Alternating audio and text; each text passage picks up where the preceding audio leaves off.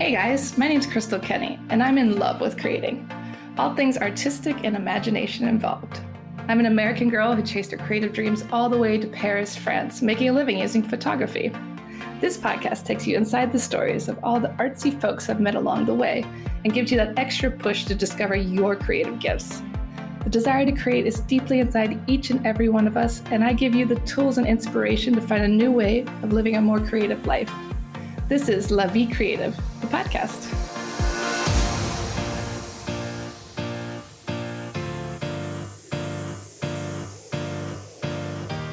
Rosemary Flannery moved to Paris in 1989, and she now enjoys French-American nationality. She is a very creative woman doing everything from tour guiding to writing, but she's most famous for writing a book called Angels of Paris, where she actually studied all the architectural angels in Paris and figured out their history, where they came from, who created them. It's a beautiful book full of gorgeous pages, and she speaks to us today about how to write and how the angels were calling to her to write this book. All right. So welcome to the show, Rosemary. I'm so happy to have you here. I've known you for a long time now. I think you were one of my first tours in Paris before I even lived there. I took your chocolate tour with my parents, and that was a long time ago now. And you've written Angels in Paris, you paint, you give tours, you do all the things. So I want to talk to you about creativity, and let's jump into how you got your start in Paris. Why Paris? Oh, why Paris? Well, I actually was married to a Frenchman for a number of years, and I lived in other parts of France, the west suburbs, and also in Burgundy, and also a bit in Paris. But when I was really on my own, it was obvious I needed to be in Paris. I had really been a city girl before that, although I loved the country. I had been a New Yorker. And it seemed, to me, marriage or no marriage, even before that, I'd come to Paris to live when I was in my 20s. And I love France, and it felt like all roads led to Paris, and that so many of the things I love in life were French, like I mean it. Like I used to work in the fashion industry, so it was French fashion was it. Now I'm talking about 30 years ago. It's still very important, but that back then it was beyond the Italians and everything else. And then food. I used to love cooking for my family and growing up in New Jersey and trying out French recipes. And I love the French literature, and I really love art and art history. And it was very striking to me how many art movements and artists came to France and lived and died here. Vincent van Gogh from Holland came here, and Pablo Picasso and Modigliani and Soutine, and that it's been such a magnet for the arts. I think there were certain periods more than today, but it still is very culturally oriented. And then, of course, the aesthetic, you can't escape the beauty of Paris, and I still, if I walk across a bridge, especially like going towards the Latin Quarter or Saint-Germain, you look at the perspective, it still takes my breath away. It's so beautiful. It's a walking museum. I mean, you put it perfectly. It's just beautiful and inspiring in every way. And that was my next question for you. Why do you think France, Paris especially, attracts so many creative people? I think there's something very wonderful about living here. I know a lot of people complain about, whatever the downsides are. And there are some. Personally, I don't notice it, because for me, it's like I signed up. And so overall, I really love everything here. And so the little things that, are not great is just kind of a small glitch on the screen. But I think it's very easy that, in fact, I was struck by that when I was really giving a lot of tours, how easily people fall in love with Paris and France, be they artists or not artists. But when you are an artist, it is true that, say you're writing, you can sit in a cafe for 2 hours, either with your notebook or your laptop. If you're painting, of course, the beauty is very inspiring. And then the whole cultural history, I think, is so rich. And musicians as well, and granted, they have done everything to make it viable. I mean, for instance, the French film industry is subsidized by the government. They realize how important their culture is. So Yeah, that comes up a lot in my interviews about how the French really respect artistry and, maybe more so than other countries. Oh They yeah. respect you more if you're creating something. Oh yes, yes. I mean, just one anecdote that I will never forget. I live in a housewarming building, and on the top floor. And one day there was a noise in the hallway, and I was a little edgy. I forget why, but whatever. And I went out to see who it was, and it was actually one of the sons of the building owner who I had never met. And I said, "Oh, I'm sorry, I don't know you, and I heard a noise."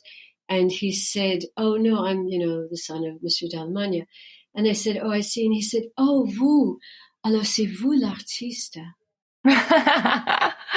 Ooh, so much respect. Exactly, exactly. And I mean, they even bought my books. It's like, whereas in the States, or in other countries like England as well, there's a certain amount of, well, what are you going to earn from that sort of thing? Like, where's the money? Show me the money. Voila. Yeah, yeah. So, yeah, it does respect art. They do respect the artists for sure. Mm. And you've written the book Angels of Paris, and I want to talk a little bit about how you came up with the idea and what Mhm. inspired that. Well, I do really appreciate the architecture and the aesthetic here. And when in '89, when I really came here to live, after a couple of years, we moved to Paris, and I would go jogging in the Parc Montsouris, which is a big green park in the 14th. And at the entrance, there's this wonderful, beautiful pillar, and on top there's this angel. And I'm a little bit mystical. It is true, but I thought, oh, isn't this wonderful? I mean, it's like the park is blessed by this angel, and I'm welcomed every morning by this angel. I mean, it's just so wonderful. And then I started seeing angels all over, like the Place Saint Michel. That's Michael, the archangel. Or I'd see them on sundials. I'd see them on the steps of the opera house. I'd see them on decorating buildings over the doorways. I mean, I really saw them everywhere, not just on churches and chapels. And so I started taking pictures of them. And then I thought at one point, when I was really an artist, I had started a card business. And I thought, oh, well, maybe I'll make a card business. I'll make a series just about the angels. But for some reason, I don't know how to explain it, but I felt that my card business was more about like painted art, not Mhm. photography. So then I kept thinking, well, somebody really should write a book about this because they're from every period: Middle Ages, Renaissance, Baroque, Art Deco, Art Nouveau, Haussmannian. I mean, really every style. They reflect every style also, and they tell a lot about the history of Paris.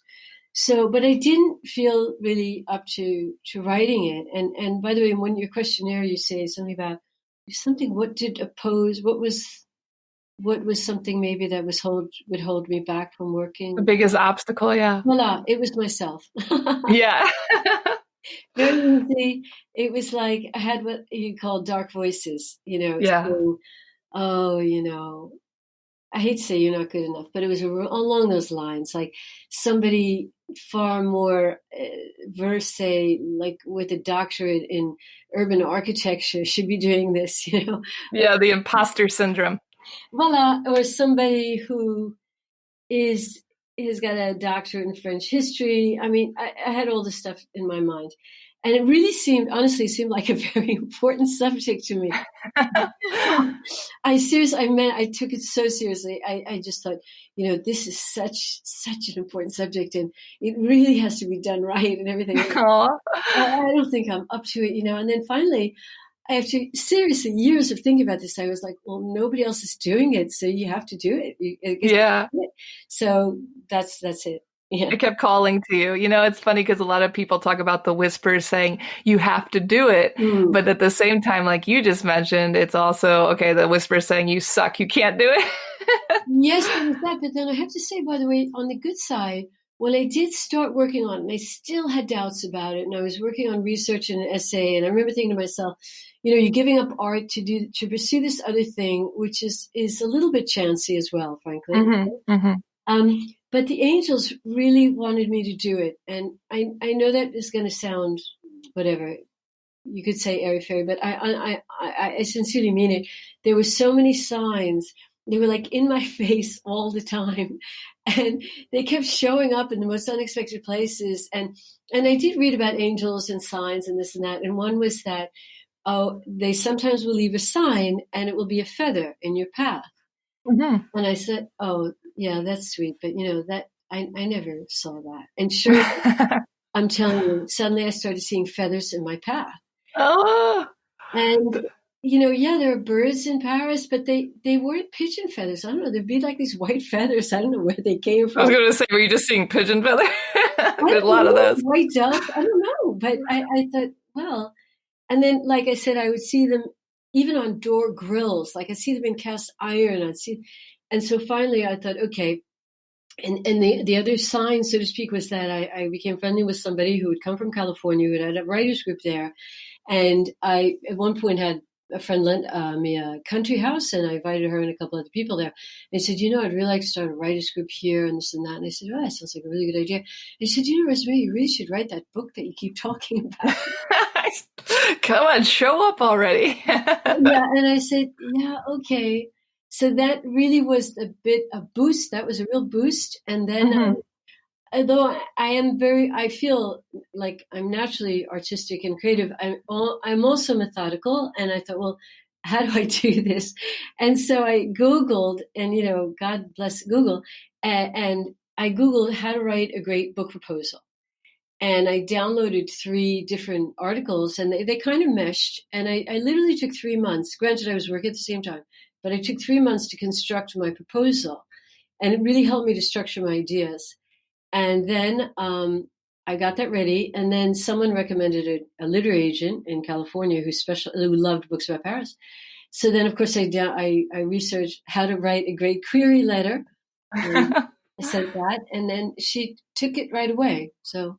So when you show up, things just seem to come together, it seems like. Yeah, totally. What was the most surprising part about writing a book? Surprising. I don't know. It was such a project of love. Hmm. I loved doing it. I really, I felt like I was high all the time. Hmm. I didn't sleep very much. Okay, granted, I had a lot to do because I was doing tours and I was taking photography for the photos and I was writing and researching. Wow. So, yes, I was only sleeping like 5 or 6 hours a night. But luckily, a lot of it, I was doing in the summer. So we had longer days. And I was just transported by it. I did get burned out because I lost track of the time and I overworked. But Yeah. still, it was beautiful. And then the thing I think that was kind of phenomenal to me was that so finally it's finished, and I send in the manuscript. Well, all along I was sending each chapter and the photos and so on and so on. But then when, un beau jour, then I get my 2 boxes of books in the mail because I was allowed 10 books as I was the author and 10 books as I was the photographer. Hmm. And I remember opening them and I took the book out and I knew exactly what it would look like because I had seen the proofs, I had the galleys, whatever you call, and I had helped design the cover. I really knew what the whole thing would look like. But when I took it out, my book is a small hardcover. It's I think 20 centimeters, and I held it in my hands and I thought, oh, uh, all my heart and soul is in this little blue package. That's so beautiful to see your work of art come together and know that all that hard work, all that love is like Yeah. touchable. It's feasible. Yeah. But here's the thing what I thought was, I'd really realized, but I knew it all along, but the real joy was in the work. Yeah. The journey. The journey and the work and the meeting people and going to the libraries and all these beautiful, really kind librarians helping me. And then I'd sometimes be researching something and I'd contact another author or I'd contact a historian. So there's all this stuff going on. And then my angels are in each of the 20 arrondissements. So I was touring the arrondissements, seeing places I had never seen.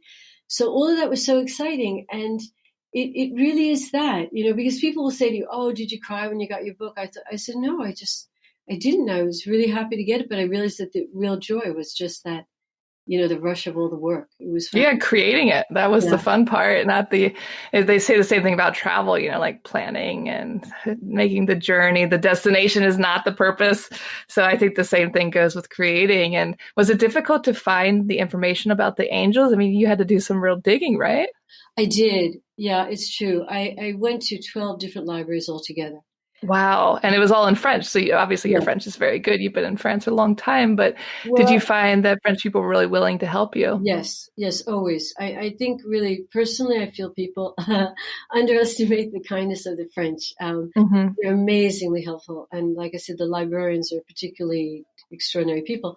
But yeah, I went to so many different libraries because, for instance, the Fourny would have books.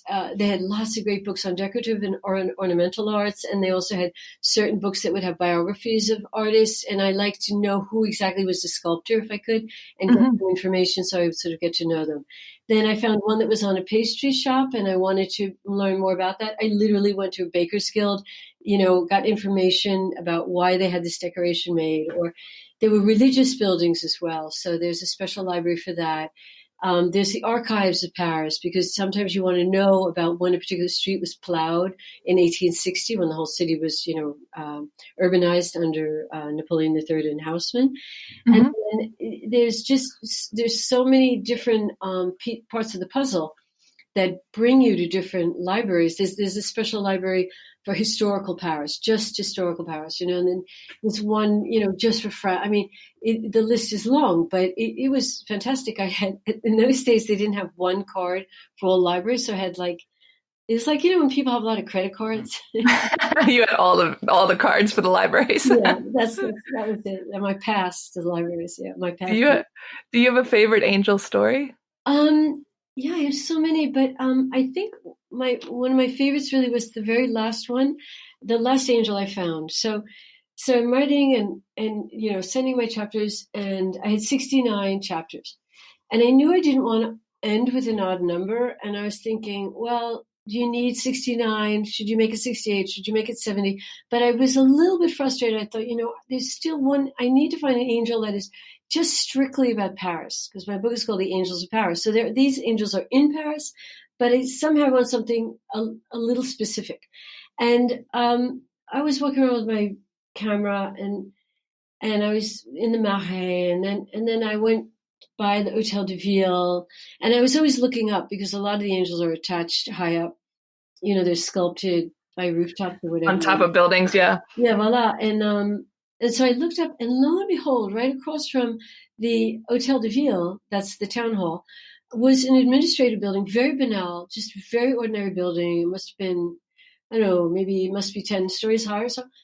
And on top is the seal of Paris in this lovely kind of medallion with this scrolly work around it. And on either side of it, there are these two angelic cherubs with wings on, and they're smiling and they're holding the seal of Paris. Wow, that sounds so beautiful. I have to look at that one.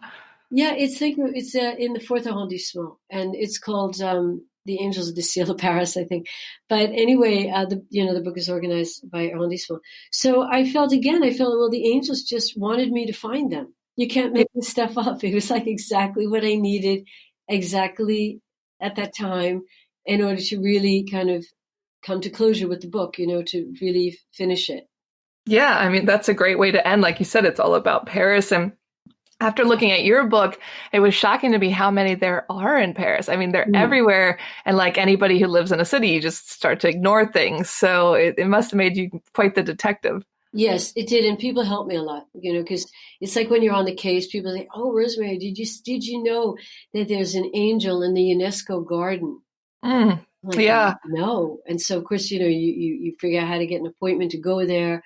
Um, so that helped. Yeah, there was a lot of discovery, and frankly, there are more angels. There are more angels I could have put in it, but what the publisher will tell you how long the book is going to be, and then that kind of gauges how many. I could do volume two.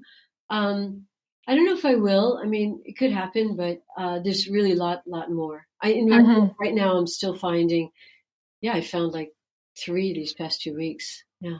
Did you find that there's certain years that they did more angel sculptures? Like, did it depend on the period? Yes, definitely. Middle Ages, and Hmm. then the time of the kings was very important because, well, the Middle Ages, because of course that's the cathedral building time. So there's a lot. I mean, Notre Dame is awash with angels, and then there's a couple of, well, one particular old building from 1407. It's an auberge in the Marais, and that has four angels sculpted around the doorway. It's now a restaurant, and they kept the old decor. Oh, And wow. then the Cluny Museum, also at the entrance to the Cluny Museum, which dates to 1500, that has a couple of angels. And then the angels, there are a lot of they're angels, but they're more like winged creatures that have to do with fame or things of that nature. And that was under Louis XIV. Louis XV, they got a little bit more religious again. Hmm. But I think the influence was that under Louis XIV, he's the one that really started sending the artists to Rome to study. There was a Hmm. special academy for the French artists and sculptors and architects. And it was the Italians that were really involved with the angels and with cherubs and these figures from antiquity. So the French were really learning from the Italians and then coming back with these ideas and translating them in the French style. Wow, there's so many Italian influences in France, and I think it's easy to forget. But whenever you start looking at history and looking at the buildings and the places, it's so obvious that they're very much intertwined. Yeah. And you're also a painter. So I want to talk a little bit about your paintings. Does that medium overlap with your writing at all? Does one help the other? Um, well, I must say I had to put aside my paintbrushes in order to write Hmm. because the writing involved the photography and the research and the writing itself. So that I have to say I've kind of neglected it, and now I just really get to paint on holidays. But I think about it a lot. I really do, and I have a lot of paintings I'd like to finish, and I'm hoping, to pick that up again. I used to do a lot of portraits. I was really a portrait artist here in Paris, and then I got a little bit tired of it because I had to work from photos all the time, so it seemed Hmm. a little sterile after a while. But my dream is to do portraits in ink from life. Oh, wow. Yeah, that would be way more fun than just looking at a picture. Exactly. I'd want someone to sit there, and I feel like people are the hardest thing to paint. How did you come about choosing people? I always have loved doing people, and I'm always fascinated by faces. And when I was little, I was artistic when I was little, so I used to do a lot of sketches of my little brother. Oh. And yeah, I did. I did a lot of pictures of him, and then when I started really painting, I did him more, and then I started getting commissions. But the thing about portraiture in art, I think, what I feel is it's either you get it or you don't. Like not everybody can do portraits. It's something I've known some great painters who can't do portraits. It's I don't know how to explain it. It's something about seizing the face Hmm. that is particular. And you even see it with people like Monet, for instance. He was a wonderful landscape painter and painter of water and atmosphere, but his figures are very cursory. They're almost like abbreviations. I mean, here and there he did some portraits, but not that much. So it's almost like, I don't want to say a calling, but it's something a little bit instinctive, I think. Yeah, that makes complete sense because it's the same with photographers. Like you either shoot people or landscapes. I think it just everyone has their thing, and it's difficult to go between the two. People are Yes. difficult. And what's the best advice that you've been given? I don't know. I have to say, I was thinking about that. The one thing I can think of is it's very particular to my book. I don't know if it's advice, but it was encouragement. And that was that when I was going to do the book, as I said, I had some doubts. Okay, then I got the validation, so to speak, because I got signed with this wonderful publisher, the Little Book Room. And oddly enough, guess what the name of my publisher is? Angela, Ah. which means angel. And she wanted me to do the photographs too. And I had doubts about it. And I had, of course, submitted a lot of photos with my proposal. And I said, well, I don't know, and I don't have a digital camera, and I can't get one right now. And I don't know if I'll have the time to. And I had all these reasons for not doing it. And I'm not sure my pictures are good enough. She said, look, Rosemary, I used to be a photo editor. I can assure you they're wonderful. I think you're the only one that's going to understand how to shoot them. I said, no, I don't. I kept going on and on. And finally, I found somebody to do it. I really did. I said, Mhm. I found a photographer. She says, okay, if that's what you want, I'm going to send you, the agreement for the photographer. We'll do what you want. I said, okay, fine. So then in the middle of the night, I thought, you know what? I like his pictures, but I never saw his angel picture. So I'm going to give him like an assignment, like a test. And I gave him a test, and she was right. It wasn't what you wanted. It wasn't quite, no, he didn't understand the angel. He didn't get it. And so I had to call the next day. I said, look, I hope you don't mind, but I've changed my mind. I saw his pictures and he's very talented, but it's not quite right. She said, it's okay, Rosemary. And you know what she did? They were so kind. They talked about encouragement. They actually sent me €1,000 to buy equipment. Oh my gosh, that's so nice. Great publisher. It was a bonus, yeah. So advice, I don't know, but if I were to give advice, I'd just say to anyone who wanted to do a project, just do it. You know, Hmm. Hmm. if you even have the slightest gut feeling that you want to do it, it means you should do it. I like that. Yeah, that was going to be my next question, and like advice for other people trying to figure it out and just show up, it sounds like. Yeah, like what was that Nike ad? Just do it, right? Yeah, Yeah, just do yeah, just it. like wake up the next day and say, and I must say, I really do encourage my friends. Like the other day, I had a friend who was saying, "Oh, I've been thinking I should do a virtual tour of the Marais, but I don't know." And this and that. I keep thinking. I said, "Well, what's stopping you?" And I said, "Do you think that it's going to be too much time, or do you not really want to do it?" Hmm. Well, I Hmm. don't know. And I said, well, why don't you make a list of the pros and the cons? And then maybe also if you could make a rough list of how long it would take. How long is this thing going to be? Is it going to be an hour? Is it going to be 45 minutes? And then what are the key places that you would use if you were going to do it? Hmm. Hmm. And I think that's great advice. Plan it. yeah, exactly. I said, and then you can just look at it in black and white, and you can say, Yeah. you know what, this is too much work. I know it's going to be, it doesn't interest me. Or you're going to say, actually, it's not that hard. I think I'll do it. And then I was really touched. He called me 3 days later. He said, Rosemary, I want to say thank you. I'm working on it. Oh, so good. You're also a life coach, Rosemary. Well, yeah, but I think we all have to coach each other. Yeah, We're all here no, for that. I think we all have to help each definitely. other and give, what do you say, the helping hand or the, whatever. It's really Encouragement. encouragement. Yeah. And is there some future work that you're excited about? Well, there's so many things that I feel very passionate about, but right now, the touring industry is closed down Hmm. and let's say it's gone to sleep. It will pick up again, maybe the end of the year, but more likely in 2021. And at the same time, since October, I've been taking a special course at Drouot, which is the biggest auction house in Paris, and they have something called the formation. It's like a training thing, and it's lots and lots of courses on art history and lots on the art market. And I wasn't quite sure what I wanted to do with it. I just knew that I wanted to break away from touring and get closer to art. And I thought in order to do that, I have to do something like a revolution in my life, I have to do something totally different, invest the time, invest the money and so on. And so in doing so, I came up with some wonderful ideas. I have an idea for a television program and starting. Wonderful. Yeah, I don't want to obviously give all the details right now. Hmm. Nothing is cut in stone, or what do you say? Yeah. It's not there yet, but I have that idea. And then even doing that, I know it won't happen right away. It will take a little while to get off the ground. So in the meantime, I have this idea of contacting a museum I adore here, a small museum that I call the Mini Louvre. It's masterpieces, and it's in a very beautiful setting, but without the stress of the big museum, Because sometimes, Hmm. honestly, I adore the Louvre, but sometimes it can be very crowded, whereas this one is off the beaten path.